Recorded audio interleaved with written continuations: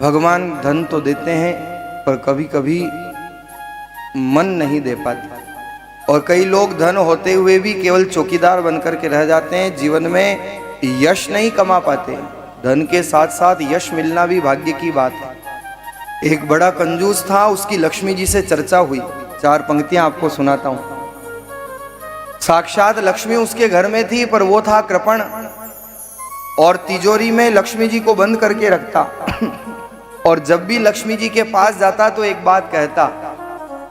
वो कृपण क्या कहता है कि लक्ष्मी ये तो अच्छा है जो मेरे घर पे आ गई, वरना किसी और के घर पे जाती तो कोई ऐसे संभाल करके रखता। और वो कृपण कहता है कि दाता घर जाती तो कदर नहीं पाती, दाता घर जाती तो कदर नहीं पाती, मेरे घर आई तो बधाई बाट बावरी। अरे किसी दानी के यहाँ चली जाती तो तेरी कदर नहीं होती, वो बांट देता, लुटा देता। मेरे घर में आई है तो बधाई बाट।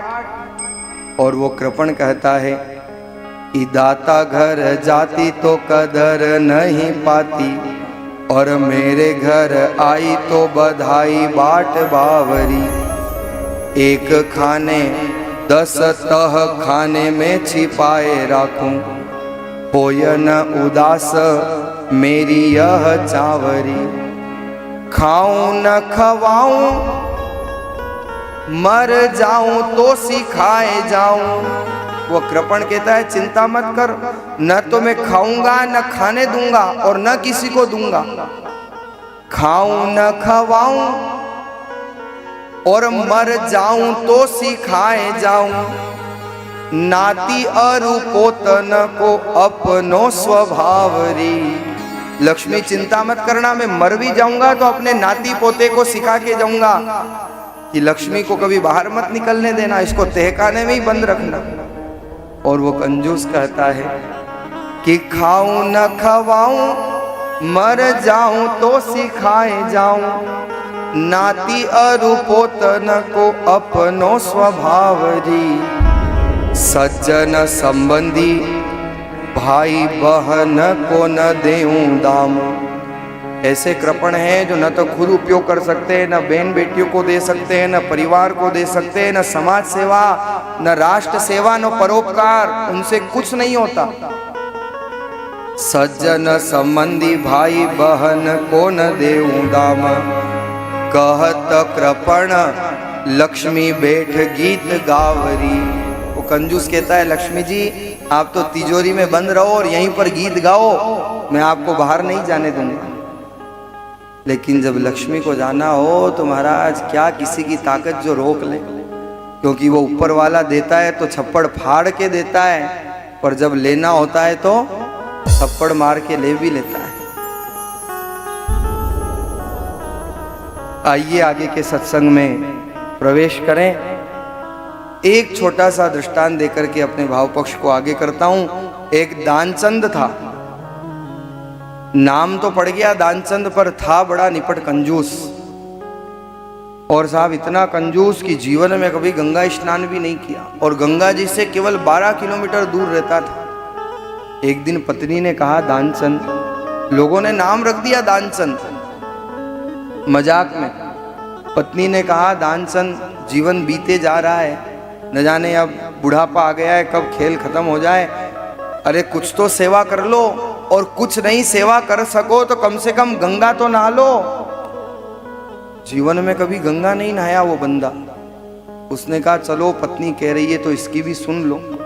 और बंदा गंगा नहाने गया, पर इतना कृपण की ऑटो में जाए तो पैसे लगे। 12 किलोमीटर पैदल चल करके गया, खुद के काम भी नहीं ले पाते लोग। 12 किलोमीटर जब पैदल चल करके गया तो गंगा पर बहुत सारे घाट। अब बंदे ने घाट भी ऐसा संभाला जहां पर कोई पंडा न मिले, मुर्दा घाट पे जाकर के स्नान किया,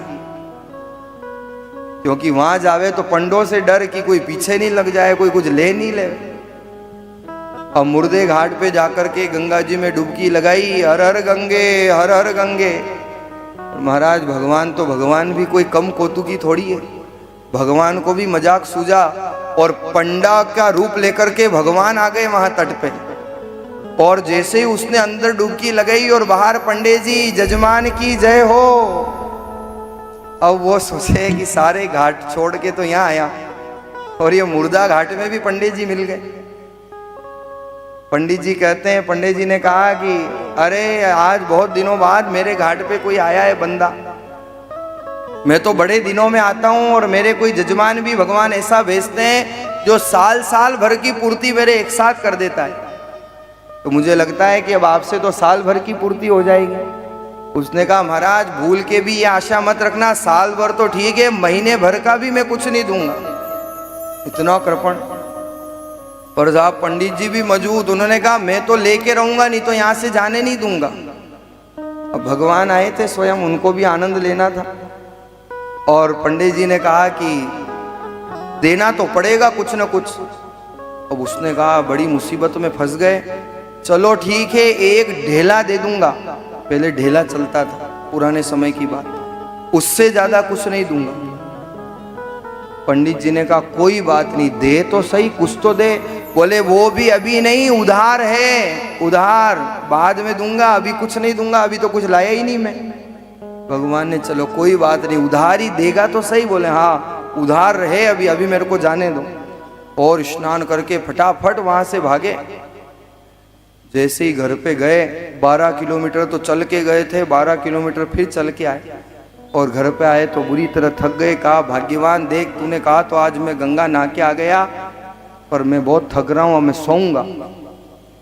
सो गए यजमान अंदर जाकर के। इतने में वो पंडित जी आ गए, द्वार पर दरवाजा खटखटाया, जजमान की जय हो। घरवाली ने दरवाजा खोला। बोले आप? अरे आपके श्रीमान जी कुछ देने के लिए कह के आए थे, वो लेने आया हूं। वो दौड़ी दौड़ी अंदर गई और कहा अरे किसी को कुछ देने का कह के आए हो क्या? उसने कहा ओहो वो पंडा मेरे घर का पता पूछ के आ गया यहाँ। लेकिन इतना मजबूत आदमी था, पत्नी से कहता है जाकर के कह दो कि वो पंडित वो जजमान जी तो बीमार है, तबीयत खराब है। पत्नी गई और कहा कि उनकी तो तबीयत खराब है। पर भगवान को भी आनंद लेना था। भगवान ने कहा कोई बात नहीं, तबीयत खराब है तो हमारे यजमान हैं, उनके लिए हम सेवा पूजा करेंगे, भगवान को ठाकुर जी को प्रार्थना करेंगे। और वहीं आसन लगा के जम गए, बैठ गए। पत्नी ने जाकर के कहा तो वहीं बैठ गए। अब उस बंदे ने कहा एक काम कर, अब तो कोई उपाय नहीं है, जाकर के कह दे कि दानचंद मर गया। और साहब पत्नी ने भी आकर के कह दिया कि पंडित जी माफ करो, अब आपको कुछ नहीं मिल सकता, क्योंकि दानचंद जी तो नहीं रहे, वो तो मर गए। पर साहब पंडित जी उन्होंने कहा ओ हो तुम अब अकेली नारी कहाँ गांव में सबको बताओगी, एक काम करता हूँ मैं ही पूरे गांव को बता देता हूँ कि दानचंद मर गया। और पंडित जी तो निकले तो गली गली में आवाज लगा दी दानचंद मर गया, दानचंद मर गया, दानचंद मर गया। थोड़ी देर में तो पूरा मोहल्ला, पूरा गांव इकट्ठा हो गया दानचंद के घर के बाहर। अब साहब लोगों ने अर्थी भी तैयार कर ली, पर वो बंदा इतना पक्का कि सांस रोक के लेट गया, मरने का नाटक करता है पूरा। लोग उठा करके ले आए, अर्थी पर बिठा दिया। और अर्थी पर लेटा कर जब ले जाने लगे तो पत्नी चिल्लाती है अरे ये मरे नहीं है। लोगों ने कहा ये तो तुम्हारा मोह है, सबको ऐसे ही होता है। अब वो चिल्ला चिल्ला के कहवे पर उसकी सुने कौन, क्योंकि यही होता है। अब वो चिल्ला चिल्ला के कहवे अरे ये नहीं मरे हैं, नहीं मरे, मत ले जाओ इनको। लोगों ने कहा कोई बात नहीं, धैर्य रखो, शांति रखो, हिम्मत रखो, सबके साथ ऐसा ही होता है। अब वो तो सच बोल रही है, पर वो बंदा इतना पक्का कि सांस रोक के लेटा हुआ है। 4 लोगों ने उठा लिया साहब, लोग ले जाने लगे, राम राम सत्य है, राम राम सत्य है। भगवान ने कहा वाह, मैं संसार मेरे से हारता है पर मैं इस बंदे से हार गया। भगवान ने कहा ये मर जाएगा कहीं जीते जी। कान में जाकर के कहा कि दानचंद तुमसे कुछ कहना चाहता हूँ। दानचंद ने देखा कि कौन क्या कहने आया है, और अर्थी पे लेटे लेटे जैसे ही धीरे से आंख खोल के देखा तो वही पंडित जी दिखे। वापिस आंख बंद करके लेट गया दानचंद कि अरे ये पंडित जी मैं मरने जा रहा हूँ फिर भी पीछा नहीं छोड़ रहे। आखिर में भगवान को कहना पड़ा, अरे दानचंद, आया हूं वैकुंठ से तुत्संग नाता जोड़। अरे मैं वैकुंठ से आया हूं, मैं समझ गया तू मुझे कुछ नहीं देने वाला है, मैं हार गया तेरे से। अब तेरे को कुछ चाहिए तो मेरे से मांग ले, मरने तो मत जा कम से कम। और दानचंद ने देखा वही पंडित जी खड़े थे। दानचंद ने कहा, महाराज मुझे तो कुछ नहीं चाहिए, बस वो एक ढेला जो उधार दिया था उसको छोड़ो और जाओ यहाँ से। भगवान ने दानचंद के हाथ जोड़े और भगवान जब गए तो वो वापस घर पे लौट करके जाता है।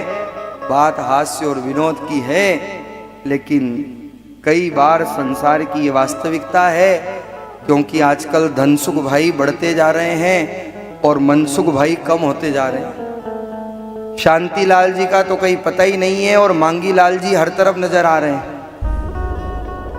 देवीलाल जी आजकल मिलते ही नहीं हैं और ज्ञानचंद जी हर नुक्कड़ पे मिल रहे हैं और रायचंद जी की कोई कमी नहीं।